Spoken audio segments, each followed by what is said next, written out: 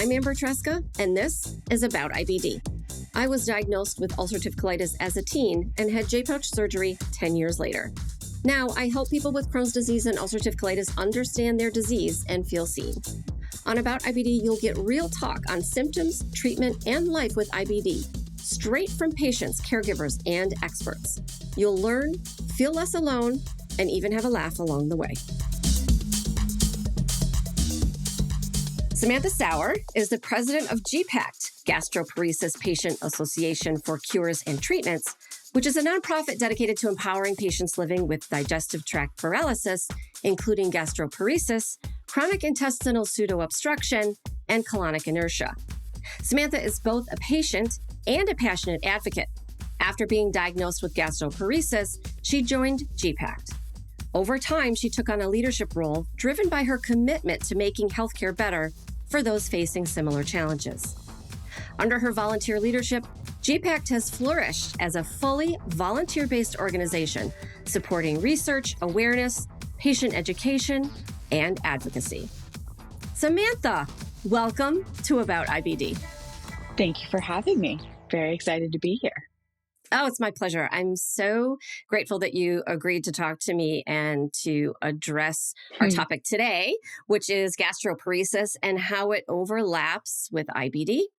And we both know, and our listeners will know, that being diagnosed with either one is difficult to begin with, but they have symptoms that are similar.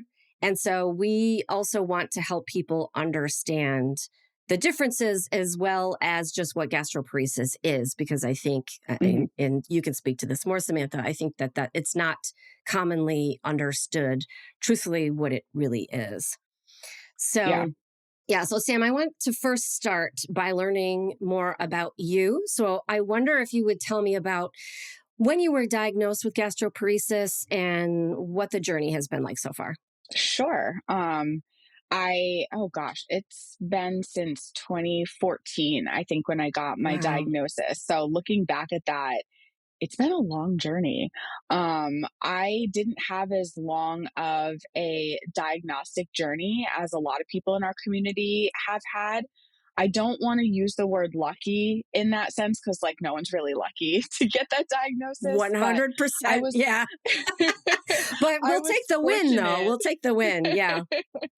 I was fortunate to get diagnosed relatively early when I started having issues and seeing a GI specialist and really going through, all of a sudden I couldn't eat anything. And there was a very specific moment where I started not being able to really tolerate food consistently. And it was Christmas in 2013 was the last meal that I had as symptoms started. So my mom made this really, really great mac and cheese, and we had a Christmas ham and all this food. I can still taste it now, right?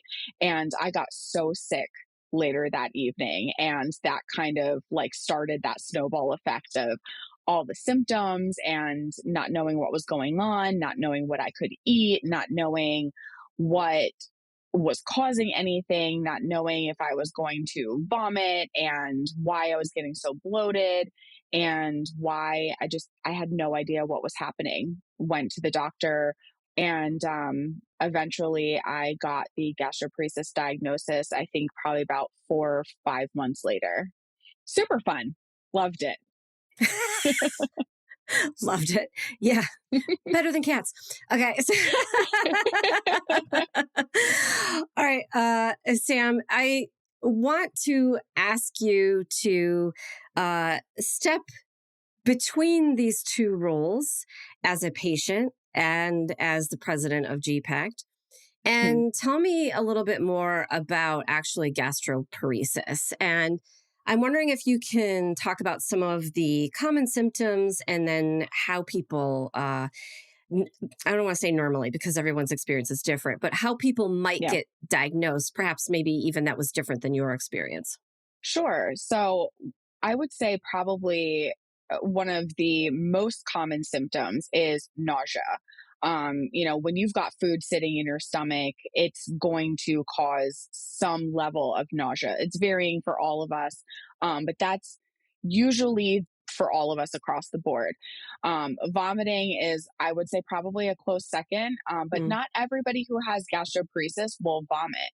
We have a lot of people who get food stuck and they don't vomit it back up, and that can cause a lot of pain, a lot of fullness after eating even just a few bites because maybe you're putting food on top of food Yeah. or it's just sitting in there. Um, it's very there's so many variables that go into these digestive disorders. And I know, like, I'm speaking to the choir, I'm talking to you about that with the variations of these symptoms, but they really they change from person to person and day to day, right? Like my symptoms with gastroparesis are not the same every single day. Some days I'm a lot more nauseous than I was the day before. I could have very minimal nausea or nausea that's controlled by, Zofran or some other type of nausea medication. So it's really variable there in getting things diagnosed, the gold standard is the gastric emptying scan. Hmm. So there's two different scans. There's a 90-minute and then a 4-hour test.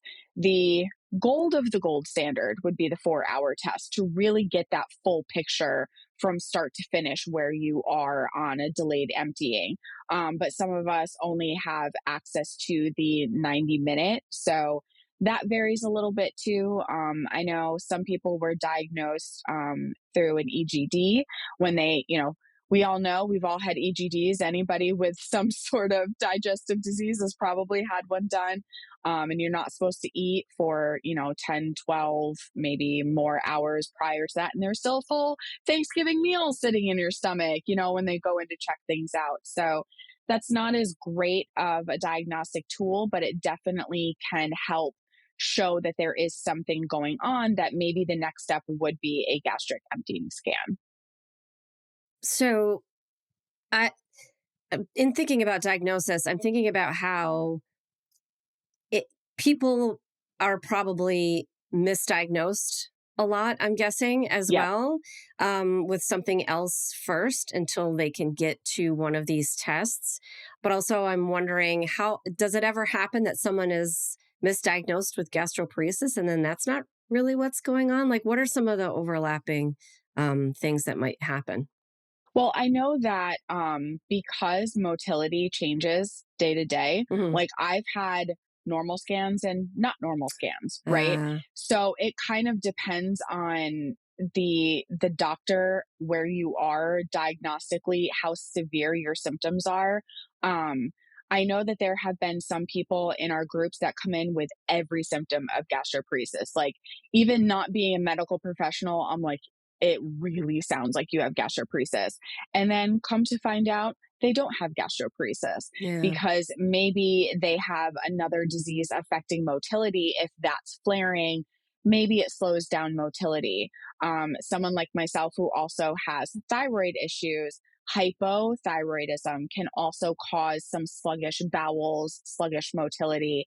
And once you normalize those levels of your thyroid hormone, your motility might speed back up or kind of lessen some of those symptoms. So I think at varying degrees, if you have inflammation, other disease states that you're dealing with, everything affects the gut. So if something else is out of control a little bit, I think it can mimic some of those symptoms. Or if you have some form of IBD and that's flaring, those symptoms could also flare up what I could say are typical gastroparesis symptoms, making it seem like that's an added bonus diagnosis when yeah. really it's just similar symptom patterns rather than, similar actual diagnoses in that sense. But it's so hard to say because we know the gut does whatever the hell it wants whenever it wants to.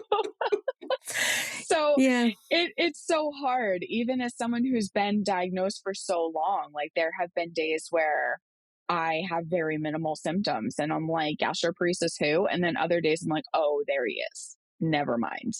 comes back with a vengeance. So it's hard to say, but there's definitely overlap or symptoms that seem like they're gastroparesis, but it turns out, luckily, or maybe not luckily, I guess it depends on how you look at that, that like it doesn't actually turn into a formal diagnosis. Mm.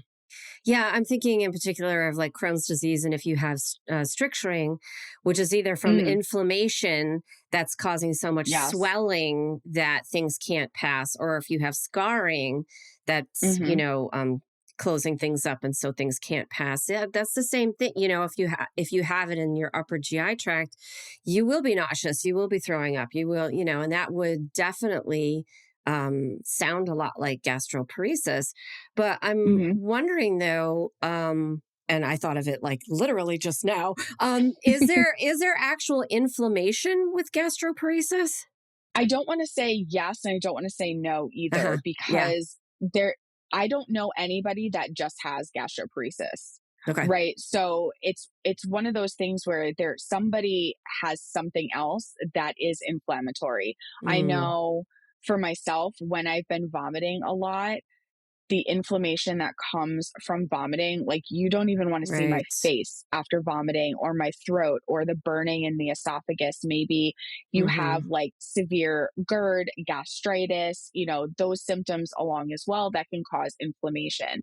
I don't think just on its own that gastroparesis is inflammatory, but I also Mm-hmm. don't want to say it's not. It really depends, again, on the severity of the symptoms and what the secondary symptom based on something sitting in your stomach is going to cause some heartburn, or stomach acid not being in the body exactly how or where it's supposed to be, and that will cause inflammatory responses. Or your secondary disease state causes inflammatory responses, the gastroparesis compounds on top of that, and then you're just an inflamed mess. Mm-hmm, mm-hmm. Yeah, that makes a lot of sense.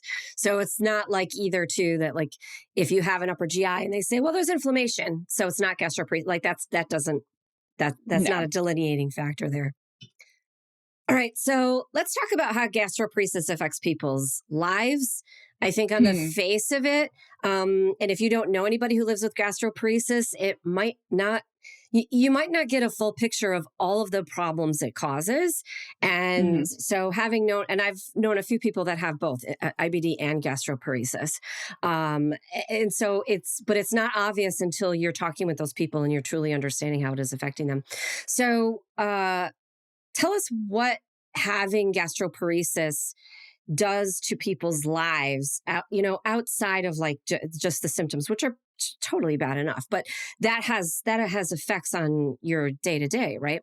Yeah, I think one of the biggest things that I recognize, and you see this across the board, no matter what level of gastroparesis impacts your life. Maybe it's minimally and your symptoms are very mild, all the way to very, very severe, is how it affects your social life.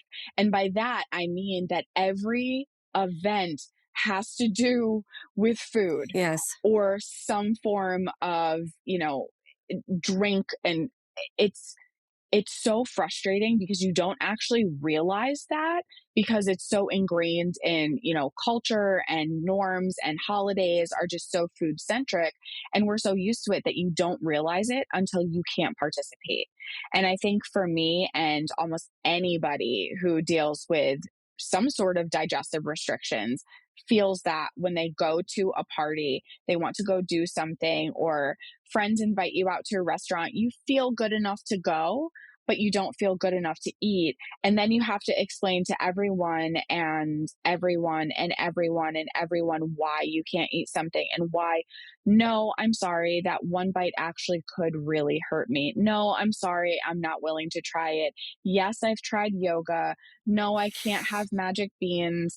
Like, yes, I exercise. Yes, I've tried vegetables. No, I can't eat vegetables. When you can't eat, it becomes like everyone is staring at you. It's like that what I imagine is like in a police station with that big bright interrogation light like on top of you, and Yeah. everybody's asking you like, why can't you do this? What do you mean? It's just one bite. It won't kill you. Your Aunt Judy made it. She put a lot of hard work into doing this. You don't want to offend her, do you? And it's like, no, I don't, but I really don't want to throw up either. Yeah. And I think that asking those questions and, being asked those questions and being in that situation and having to explain these things over and over again, if you're anything like me, you start just kind of not wanting to participate in those events anymore. Mm. And I was lucky enough that I had friends and family who didn't always make me feel that way or were okay with me, not eating anything and not calling attention to it.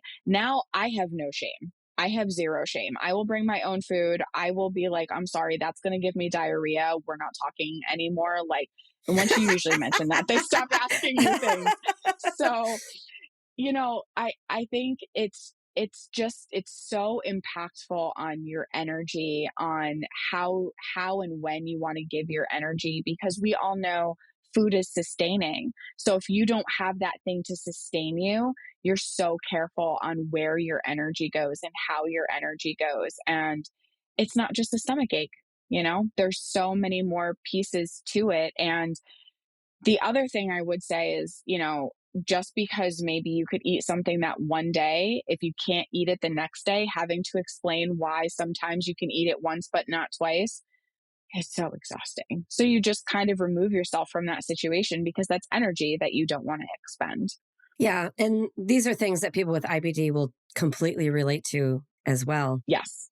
I read an article some years ago about a woman with gastroparesis, and all she wanted to do was take her family out to dinner. Hmm. And she was explaining to wait staff that she couldn't eat anything, but everybody else at the table would be ordering. And the wait staff was really not accommodating. And like literally just, Hmm. I think they ended up asking them to leave. And it was just, Wow. it never occurred to me that would, never having been in that circumstance, it didn't occur to me that's how someone would react to another person's needs, and how upsetting. Her kids were there, just ridiculous. It's really hard in those situations. I've been where I've not eaten anything, or I'm like, I'll just have maybe a diet soda, or maybe I'll just have some water, or is there soup maybe that I can eat and I can just kind of like sip on the broth or make it look like I'm eating something. But then, you buy a small plate and you move the food around to make it look like you ate something. So they're not like bothering you or giving you unsolicited advice. But then you're paying for something that you didn't actually eat nor Yes. want. So it's one of those things where it's a gentle reminder to anybody that like unsolicited opinions are not always necessary. And unless the restaurant has some specific rule that you have to order something in order to sit down, like just let them have their tea, their soda or something in peace and feel like they're participating in life, because that's really all we wanted to begin with. 100%. I mean, listen, I don't care. I'm like you. I'm at the point, I don't care if that bathroom has a sign on it that says for customers only. If I got to go, I'm walking in and I'm Yep. using it, and I'm not buying anything. And you can chase me down the street. So it's like, it's just the idea that our basic needs can't be met, when we're socializing it's frankly ridiculous. So, Yeah. No, definitely. yeah. All right, Sam, how about some misconceptions? I think we've gone over a few maybe already, but I'm going to give you the floor. Tell us, what are some myths that people believe that are untrue?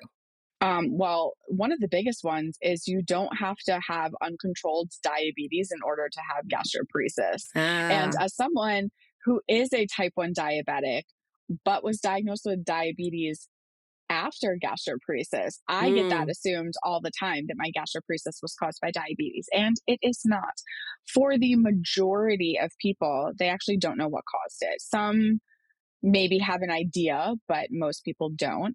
I know I said earlier, like, it's not just a stomach ache, it's not just something where it's like, oh, I feel a little like full today, or I'm a little bit bloated. There's so much more to the idea, like, oh, it's just a stomach ache, take some Pepto-Bismol, or, Oh take boy. something for nausea and you'll be fine. Like, if only, right? Yeah. But, um, I think the other misconception, or another misconception, I should say, is that because of the lack of ability to eat like a normal human, or eat enough food, that in order to suffer with gastroparesis or have symptoms really impact your life, that you have to be underweight, Yeah. and that you have to look, have a certain look to you, or a certain weight, or, muscle to fat ratio, that there is no look to gastroparesis.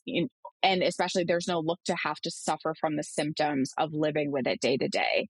That's something you see a lot, where people don't get taken seriously because maybe they're a normal weight, or they might even be a little bit overweight for whatever arbitrary numbers the doctor's office feels like using that day, to determine that. It doesn't mean that you're not suffering, or you're not dealing with malnutrition and malabsorption. And I think probably another one that we hear a lot is that if you end up on TPN or HPN, whichever you use there, or feeding tube, that, like, it's the end of it, that your life is over, or maybe that Mm. you failed, and that is not true.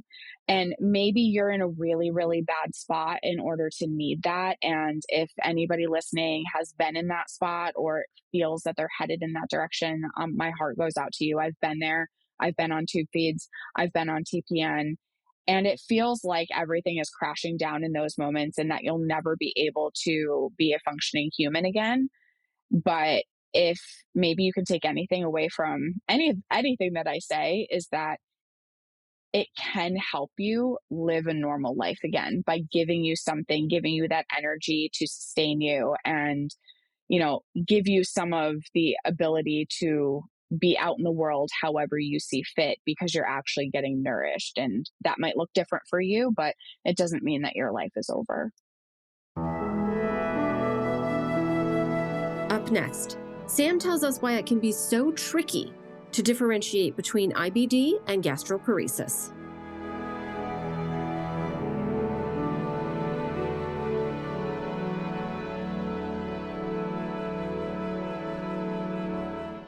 Samantha, as we've talked about a little bit, there's some overlap between gastroparesis and IBD. And from the research that I did, it looks like there's more overlap with Crohn's disease than with ulcerative colitis. The Hmm. symptoms are similar, which makes it difficult to tell the difference between them for both patients and clinicians, as you were Hmm. describing.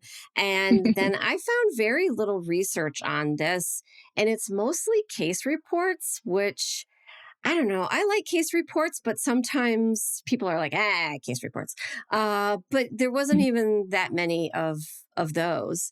And so because you work with so many patients, I'm wondering what you have heard on the ground about these two conditions overlapping. I know that we've had, I'll say, at least a handful. And I know I've spoken to a couple different people over the years that have severe Crohn's and severe gastroparesis, to maybe they have severe gastroparesis and less severe Crohn's, vice versa. Right. It's not super prevalent, as you pointed out, but that doesn't actually mean that it's not super prevalent, right? I Yes. think because of the overlapping of symptoms, and if you already have one diagnosis, I think it's harder to get that second diagnosis. And it's not like you're looking for the diagnosis, you're just, that could change your course of treatment, right? Yeah. And I think, from what I understand, some of the treatment for Crohn's disease can sometimes cause an interruption in motility, which can cause what looks like some gastroparesis symptoms, as we were talking about earlier, that aren't actually the disease, but not the diagnosis, the symptoms can be very similar. So Yeah. it's an unfortunate thing that they overlap so much. And because they're just all in the gut in one way, shape, or form, that it's so hard for people even living in the body to tell, is this my Crohn's acting up or is this gastroparesis acting up? But I've definitely seen a few over the years, but not as many. But it doesn't mean that they're not there. It's just hard to really know if you don't actually have an official diagnosis or really know how to separate the two, because honestly, I probably wouldn't know how to separate the two either. I don't know half the time whether it's my upper GI or lower GI that is being slow today. So it's difficult. Yeah. And so that makes me wonder too if there's people wandering around in limbo, that it's like, you're Mm, not meeting whatever guidelines or criteria that there are for gastroparesis and or a form yep. of IBD. And so maybe just receiving treatment and seeing, oh, let's see if this works, and then if it Yeah. works, maybe that's what you have. I mean, it sounds super frustrating. Yeah. And, I understand that you don't want to overtreat somebody if it's Yeah. unnecessary. Like, I totally get hesitation in trying medications or treatments that might have other possible side effects, or maybe that treatment is invasive. I get that, the hesitancy. But at the same time, if somebody is suffering and you don't have anything to offer them, you don't have a diagnosis officially to offer them, like you said, that maybe they don't check every box in either of the diagnostic guidelines for Crohn's and or gastroparesis, but they're still suffering. Yeah. You can't let them continue to suffer. There are, I'll say, those frontline treatments, like even just treating the nausea, Yeah. right, is a great place to start. And it's pretty simple. There's simple medications that can treat that. Like, does that help? If you treat the nausea, does that help where you feel that you can eat more? Is it just something, what could possibly be affecting the nausea? It's, if we as patients have to do trial and error, I think in the same vein, so do the clinicians, to really say, we don't know what's wrong with you, and I'm sorry for that. So let's do a couple things and maybe test some least symptomatic, least, invasive treatments to start and see if it helps you. Like you said, maybe that in itself could lead to a diagnosis, which could actually lead to helpful treatment. Yeah. Nausea, like I can deal with a Mm, lot of symptoms, like, but when I'm nauseous, like I can't function. Like there's just no no. functioning. I cannot set it aside. Like I can set aside pain or Hmm. other things. It's just nausea just always is like at the forefront Yep. of everything. So getting that treated, I think, is a super helpful thing and so important. Even if you don't know what's causing the nausea, like let's just treat it. Yeah, absolutely. Okay, so let's move on to talking about GPACT. I know it's probably your favorite topic. So tell me about the kinds of resources and support that your organization offers to patients and their families. So, one of the things that we started, I believe it was June of last year, was we have two virtual online support groups that we do once a month.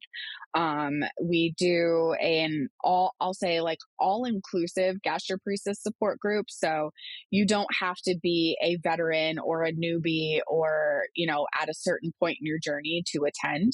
You might be a caregiver or family member that wants to learn more about gastroparesis, from patients themselves, or a parent with a kiddo with gastroparesis, and you just want to go to a place where people understand, right? So we do that once a month, but we also have a tubi and TPN specific support group as well.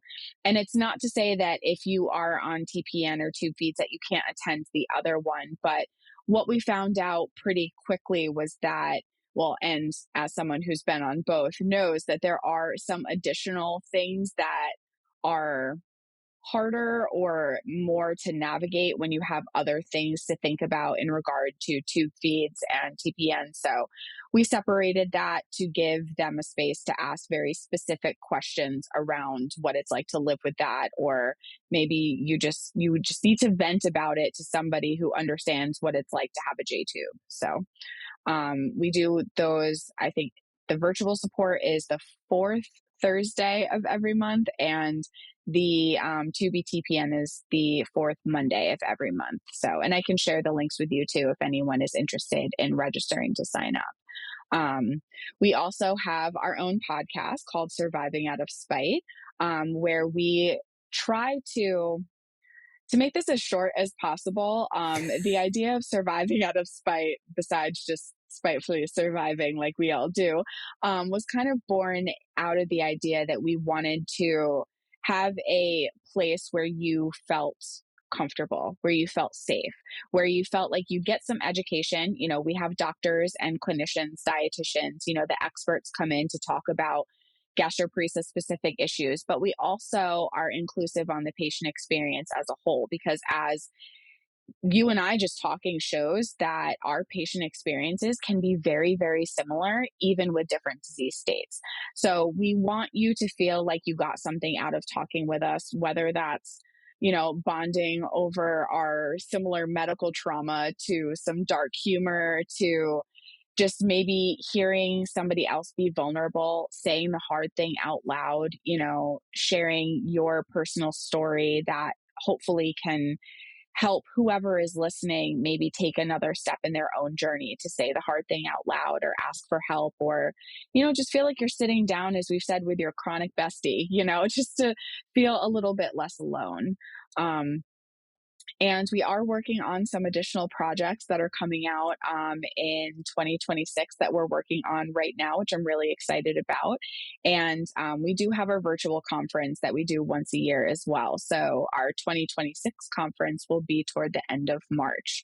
We don't have a date set yet, but I'm really looking forward to that too, as we have some great speakers. Same thing, you know, clinicians, patient stories, and really just gastroparesis focused topics to really give people a little bit more support and information of something that maybe could help them in their day-to-day journey living with a disease. So I love that. That's so helpful.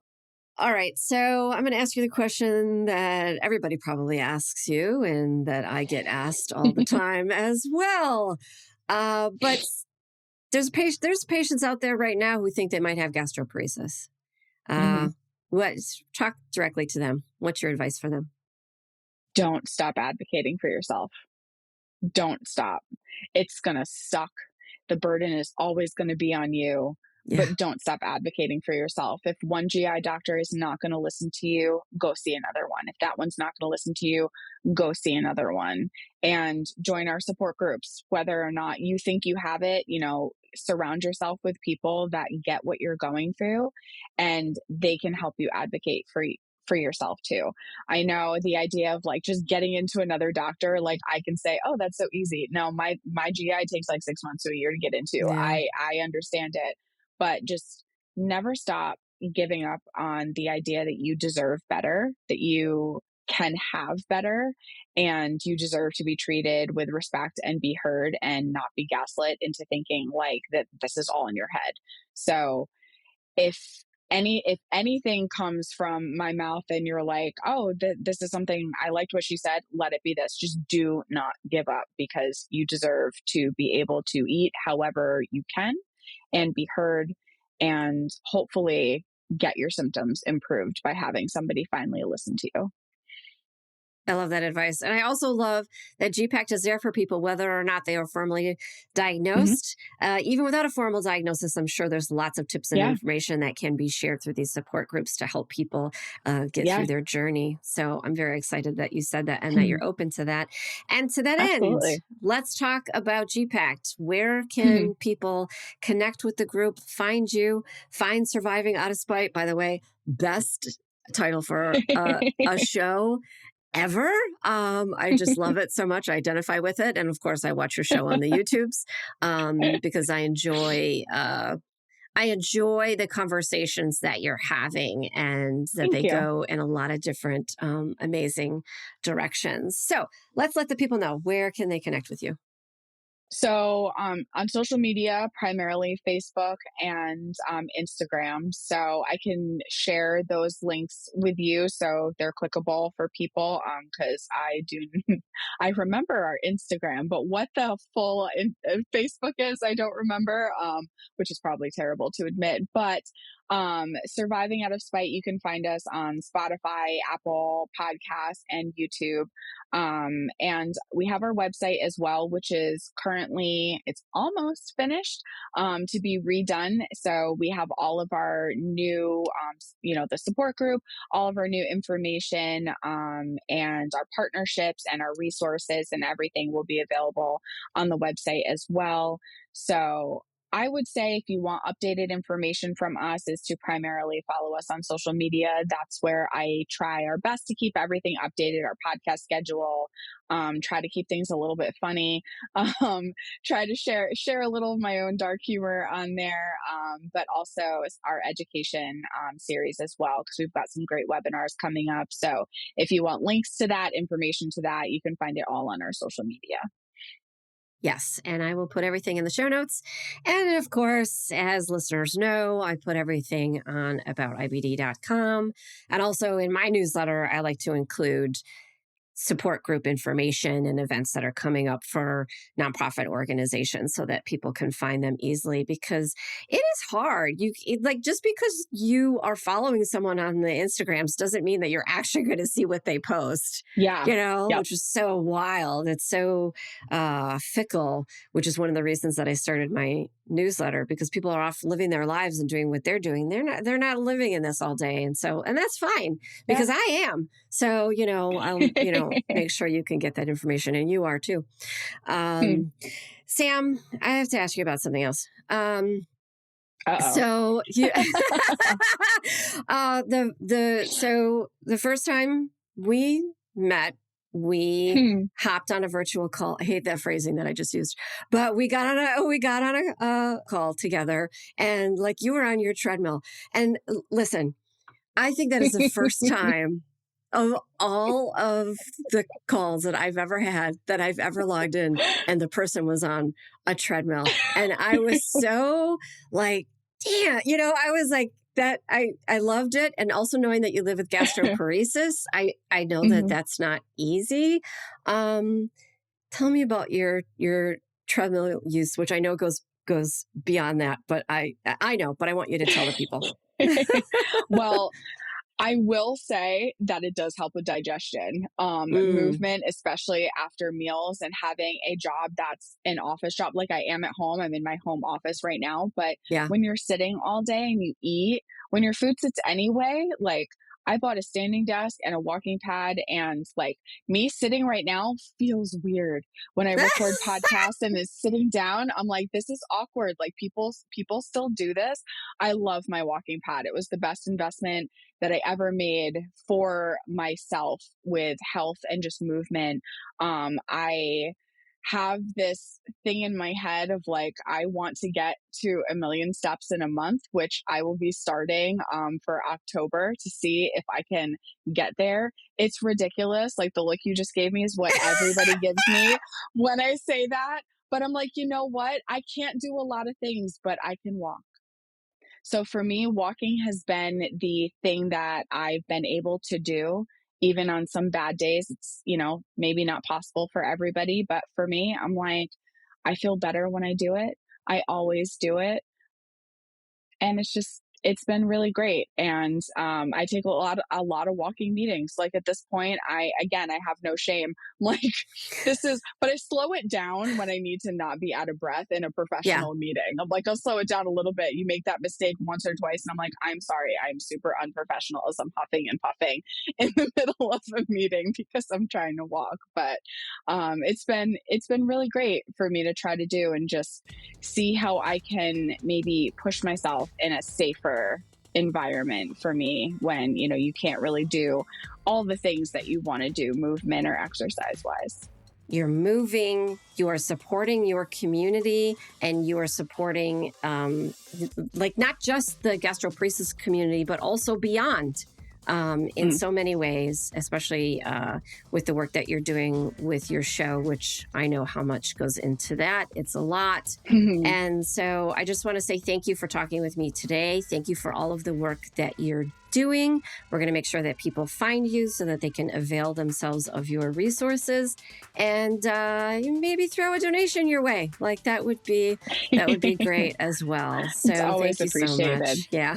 Yeah, well, thank you for having me. I know, we've got so many commonalities, also like personally and professionally. So it's been great to be on this because you've got a great podcast and had some great guests. So I'm honored to be included. So thank you so much. Oh, thank you. Hey, super listener. Check the show notes to find links and information about the topics discussed in this episode. Plus, get a written transcript and much more on my website, aboutibd.com.